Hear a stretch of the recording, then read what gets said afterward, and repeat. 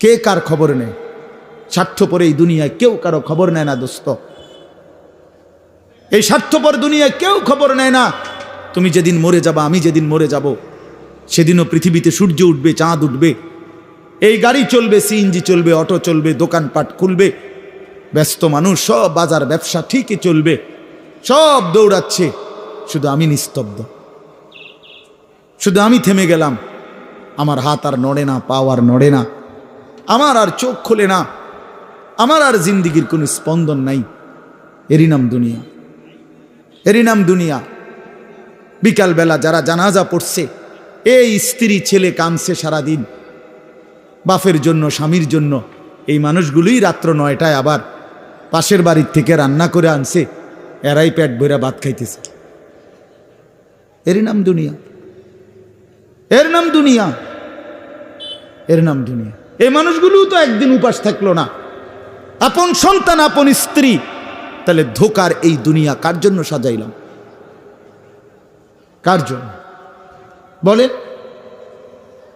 বলেন কার জন্য? ইয়ালামুনা যাহিরাম মিনাল হায়াতিদ দুনিয়া ওয়া হুম আনিল আখিরাতি হুম গাফিলুন। আল্লাহ বলে, বান্দা দুনিয়ার জীবন তো খুব বুঝলা, কিন্তু আখিরাতের ব্যাপারে গাফিল হয়ে রইলা।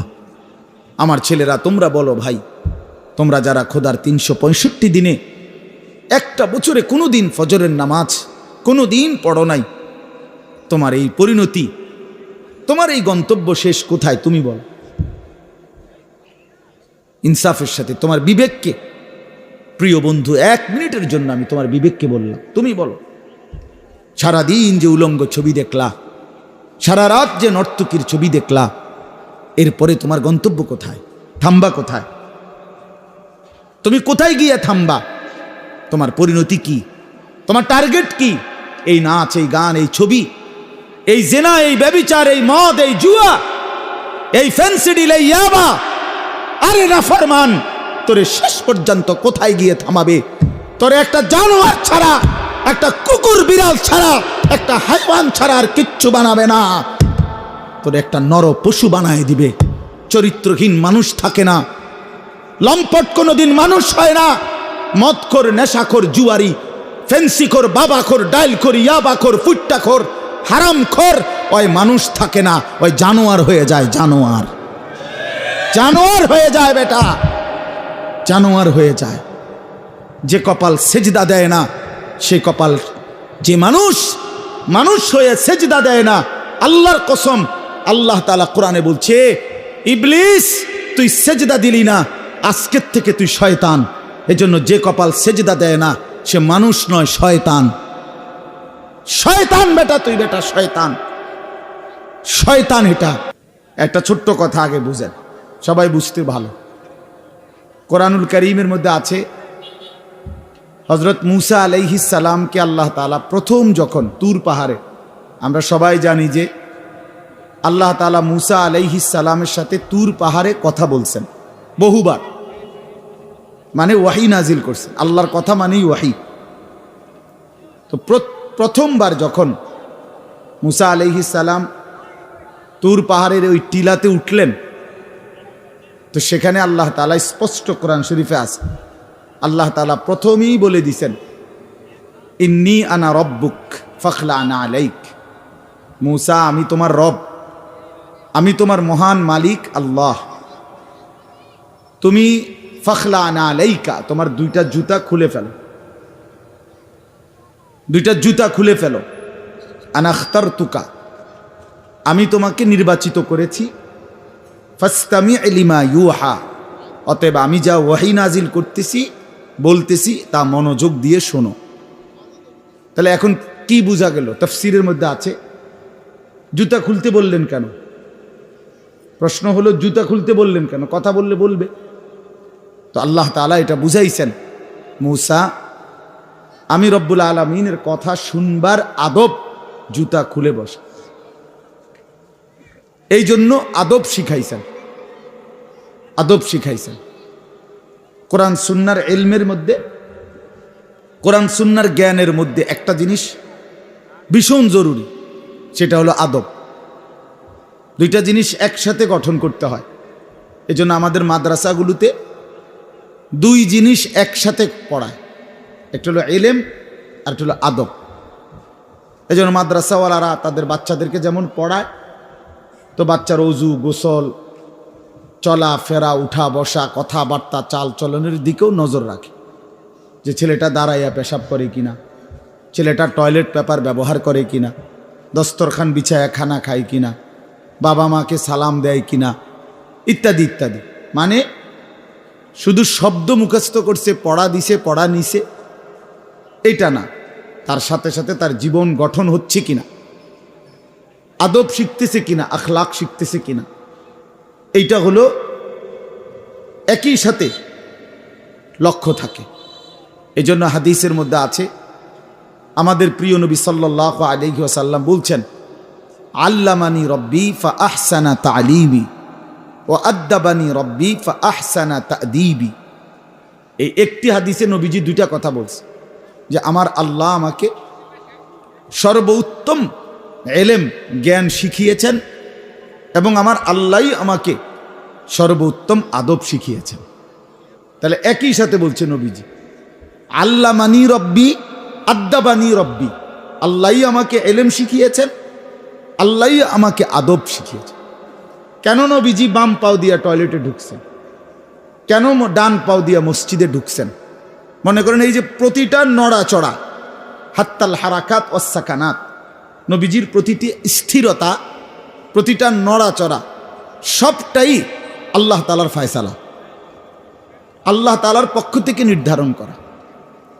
তিনি সাহাবীদের সাথে পরামর্শ করছে অথবা নিজে নিজে ভাবছে যে কেমনে শুইলে ভালো হয়, কেমনে হাঁটলে ভালো হয়, না না, আল্লাহ তাআলার পক্ষ থেকে নির্ধারণ করে দেওয়া। এই জন্য বাপ, এটা জরুরি বিষয়। এটা আল্লাহর কোরআনের মজলিস, বরকতময় মজলিস। এখানে জুতা খুলে আল্লাহর কথা শুনলে বরকত হবে, এটা আদব। সবাই যারা মুসা আলাইহিস সালামের ওই ঘটনাটা জানে, কোরআন শরীফে স্পষ্ট আছে যে তখন প্রচন্ড ঠান্ডা ছিল, ভীষণ ঠান্ডা, কুয়াশা, নিচে বরফ। মুসা আলাইহিস সালামের স্ত্রী, ওই যে শোয়াইব আলাইহিস সালামের মেয়ে, যাকে তিনি 10 বছর পরে বিয়ে করে আনতেছিলেন, উনি প্রচন্ড শীতে কাঁপতেছিল। এই সময় মুসা আলাইহিস সালাম একটু আগুনের তালাশে তুর পাহাড়ের ওই টিলার মধ্যে উঠছিলেন। স্ত্রীকে বলছে, ইন্নি আনাস্তু নারা, আমি একটু আগুন তালাশ করে আনি, যদি আগুনটা আনতে পারি তাহলে আগুনের মধ্যে যদি তোমার শরীরে একটু সেঁক দাও, তাহলে গরমটা আর শীতটা একটু কম লাগবে। মানে সে শীতকালে আগুন দিয়ে আগের দিনে খুব ছিল, তাহলে বোঝা গেল এত ঠান্ডা, এত প্রচণ্ড শীতে যে কাঁপতেছে। কিন্তু এরপরেও আল্লাহ তাআলা বললেন, আগে জুতা খোলো। অথচ এই ঠান্ডার মধ্যে জুতা না খুললে ভালো ছিল, কিন্তু এরপরও আল্লাহর কথা শুনবার আদব, জুতা খুলে শুন। হাদিসের মধ্যে কথা স্পষ্ট আছে, আল্লাহর নবী সাল্লাল্লাহু আলাইহি ওয়াসাল্লাম কখনোই খাবার জুতা পরিহিত অবস্থায় খাইতেন না।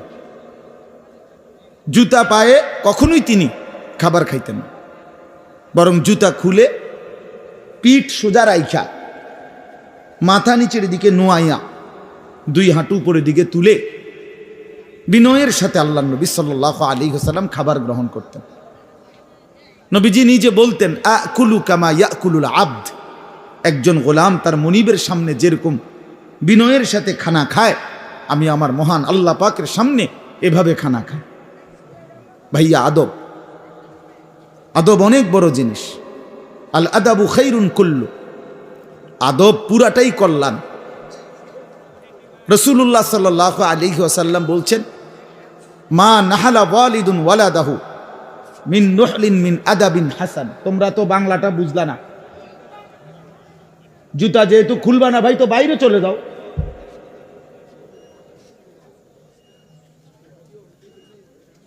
আশ্চর্য মানুষ।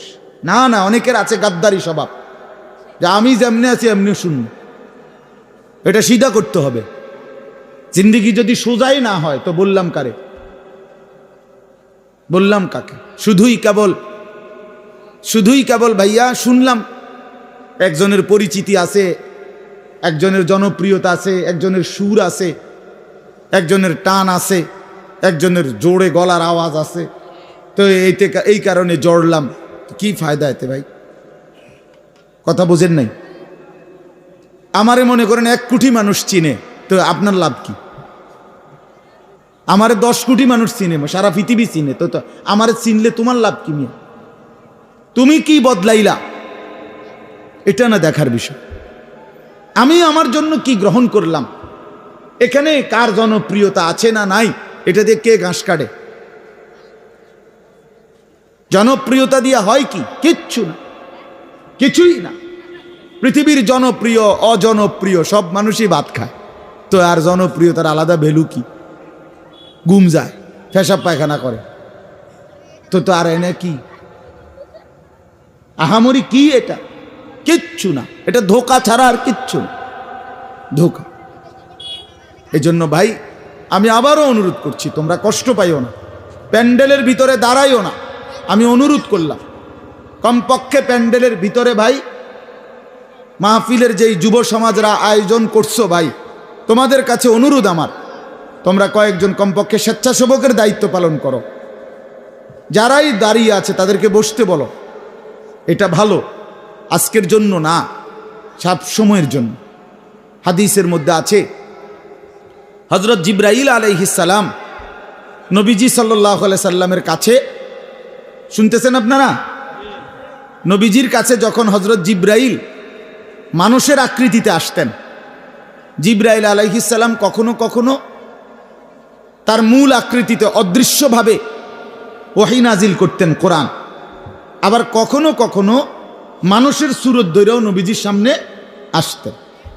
হাদিসে কথা স্পষ্ট আছে যে যখনই জিবরাইল মানুষের আকৃতিতে নবীজির কাছে আসতেন, তো নবীজির সামনে এসে আদবের সাথে বসতেন। কিভাবে বসতেন? হাদিসের এই শব্দটা পর্যন্ত আছে, ফাসনাদা রুকবাতাইহি ইলা রুকবাতাইহি। মনে করেন নবীজি এদিকে ফিরা, তো জিবরাইল ওইদিকে মুখোমুখি মুখোমুখি বসতেন, এভাবে যে উভয়ের হাঁটু বরাবর, বুক বরাবর, চোখ বরাবর, এইভাবে মনোযোগ দিয়ে জিবরাইল আলাইহিস সালাম নবী সাল্লাল্লাহু আলাইহি সাল্লামের সামনে বসতেন।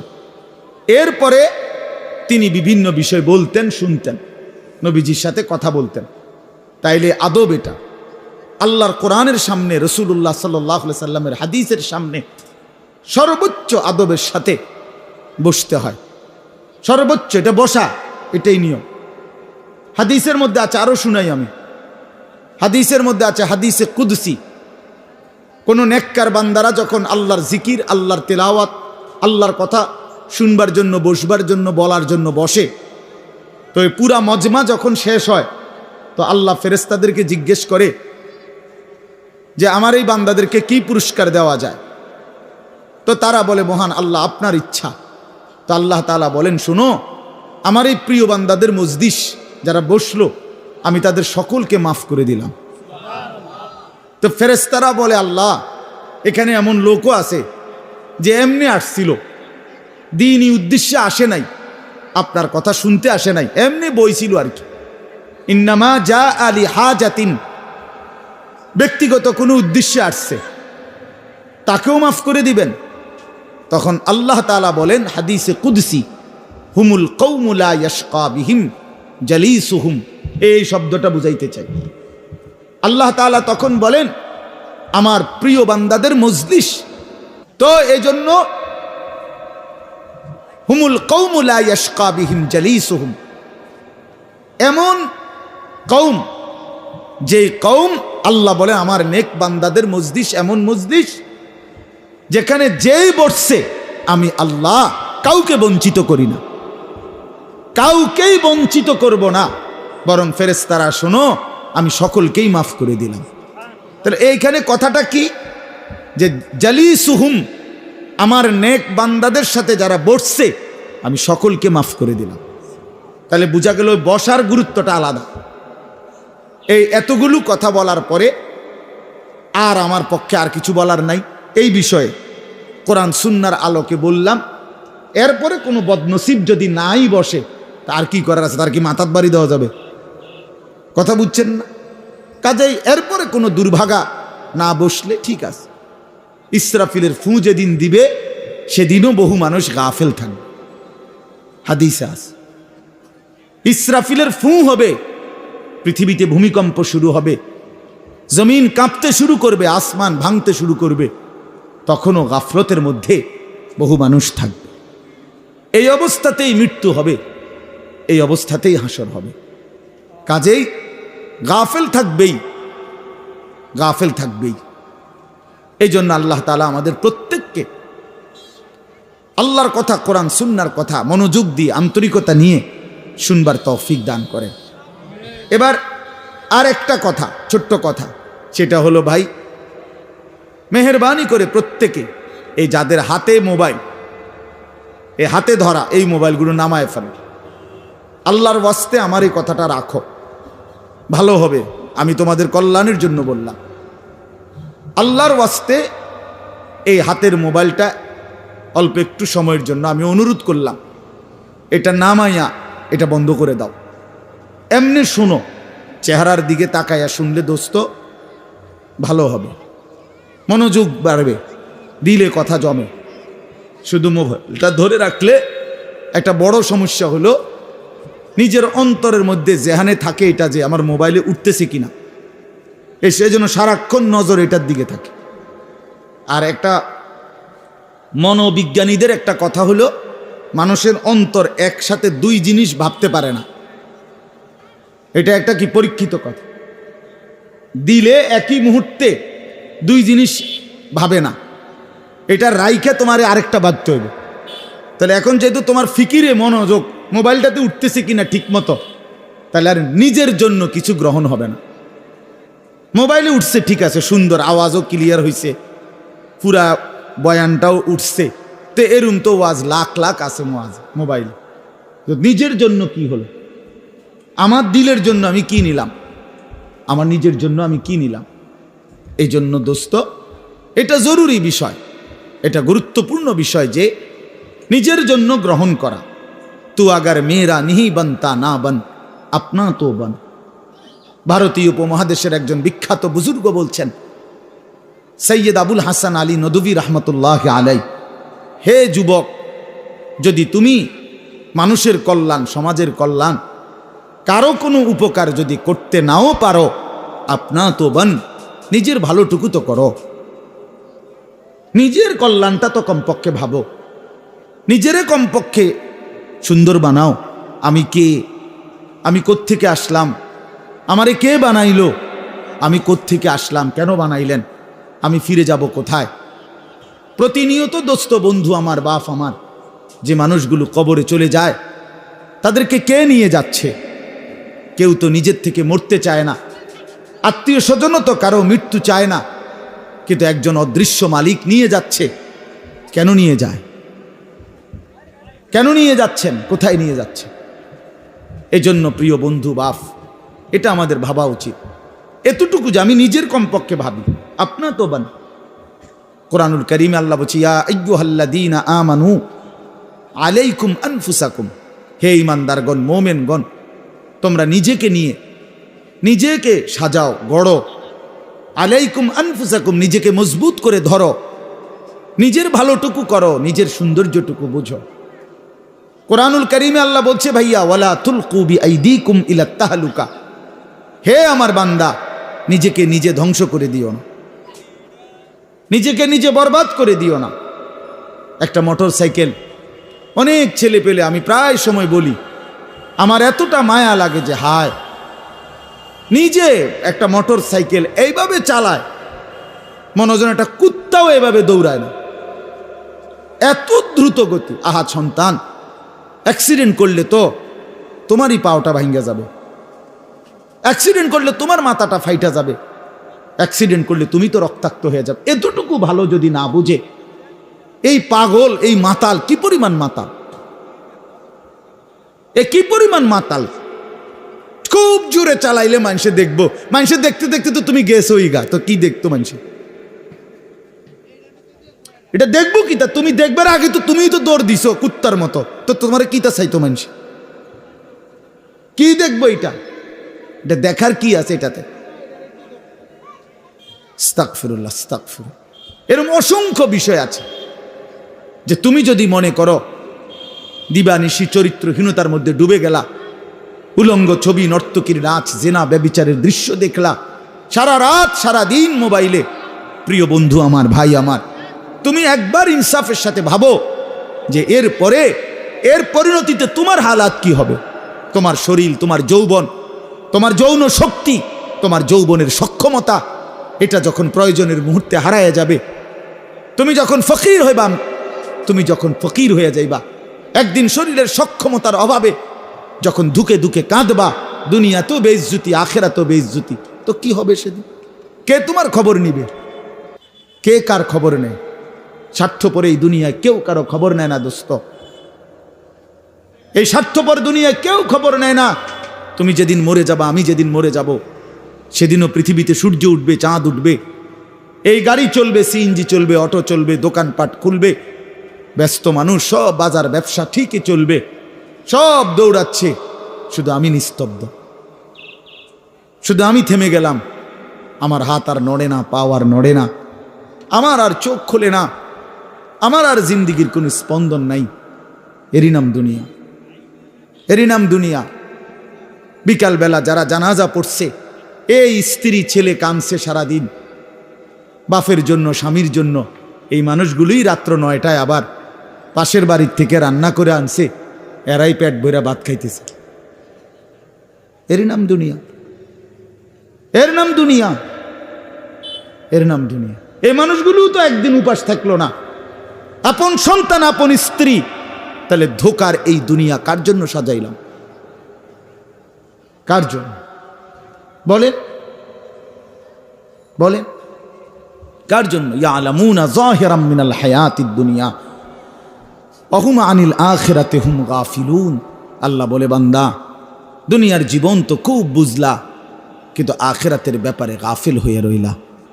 আমার ছেলেরা, তোমরা বলো ভাই, তোমরা যারা খোদার 365 দিনে একটা বছরে কোনো দিন ফজরের নামাজ কোনো দিন পড়ো নাই, তোমার এই পরিণতি, তোমার এই গন্তব্য শেষ কোথায় তুমি বলো? ইনসাফের সাথে তোমার বিবেককে, প্রিয় বন্ধু, 1 মিনিটের জন্য আমি তোমার বিবেককে বললাম, তুমি বলো, সারাদিন যে উলঙ্গ ছবি দেখলা, সারা রাত যে নর্তকীর ছবি দেখলা, এরপরে তোমার গন্তব্য কোথায়? থামবা কোথায়? তুমি কোথায় গিয়ে থামবা? তোমার পরিণতি কি? তোমার টার্গেট কি? এই নাচ, এই গান, এই ছবি, এই জেনা, এই ব্যভিচার, এই মদ, এই জুয়া, এই ফেন্সিডিল, এই ইয়াবা, আরে নাফরমান, তোরে শেষ পর্যন্ত কোথায় গিয়ে থামাবে? তোরে একটা জানোয়ার ছাড়া, একটা কুকুর বিড়াল ছাড়া, একটা হাইওয়ান ছাড়া আর কিচ্ছু বানাবে না। তোরে একটা নর পশু বানায় দিবে। চরিত্রহীন মানুষ থাকে না, লম্পট কোনোদিন মানুষ হয় না।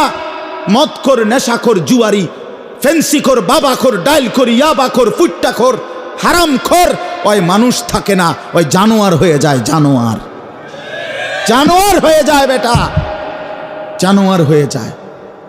যে কপাল সেজদা দেয় না, সে কপাল, যে মানুষ হয়ে সেজদা দেয় না, আল্লাহর কসম, আল্লাহ তাআলা কোরআনে বলছে, ইবলিস তুই সেজদা দিলি না, আজকের থেকে তুই শয়তান। এজন্য যে কপাল সেজদা দেয় না, সে মানুষ নয়, শয়তান। শয়তান বেটা, তুই বেটা শয়তান, শয়তান। এটা এর আগে কোনোদিন ইবলিসকে শয়তান বলতো? কোন দিন থেকে বলছে? যেদিন থেকে সে সেজদা দেয় না। কথা বলেন না কেন? ইবলিসের আগে কি শয়তান আছিল? সেজদা যেদিন দিল না, সেদিন থেকে মালিক বলল, আজকের থেকে তুই শয়তান। ইবলিস যেদিন সেজদা দিল না, সেদিন আল্লাহ বলল, ফখরুজ ফাইন্নাকা রাজিম, বের হ, আজকের থেকে তুই রাজিম, অভিশপ্ত, মালউন, অভিশপ্ত, রাজিম। আল্লাহ বলছে, ওয়া ইন্না আলাইকাল লা'নাতা ইলা ইয়াউমিদ্দিন। ইবলিস তুমি সেজদা দিলা না, মনে রেখো আজকের থেকে কিয়ামত দিবস পর্যন্ত তোর উপরে আমি আল্লাহর লানত। এজন্য বেনামাজি তোর উপরে আল্লাহর লানত, তোর উপরে আল্লাহর লানত, তোর উপরে খোদার গজব। আর আল্লাহর লানত যার উপরে, সে সুখ পায় না। ওই মালিকের সাথে গাদ্দারি করে সুখ মিলে না। খবর নিয়ে দেখো, তুমি না জানলে আমি জানি। জিন্দিগির আজ 21 বছরের এই ওয়াজের জীবনে কত শত মানুষ জীবনের কত দুঃখ বেদনা আমরা তো শুনি না। আমরা কাছে দোয়া চায় না। কোনো হারামখোর, কোনো সুদখোর, কোনো ঘুষখোর, কোনো বেপর্দা নারী, কোনো বেহায়া নারী, কোনো মদখোর জুয়ারি, কোনো নারীর সাথে অবৈধ সম্পর্ক স্থাপনকারী পুরুষ কিংবা নারী, আল্লাহর কসম সুখে নাই। সুখ মিলে না। নোনা জলে তৃপ্তি হয় না। যে পানি লবণাক্ত ওই পানি তৃষ্ণা মিটায় না। অতএব গুনাহ তৃষ্ণা মিটায় না। গুনাহ কাউকে তৃপ্তি দিতে পারে না।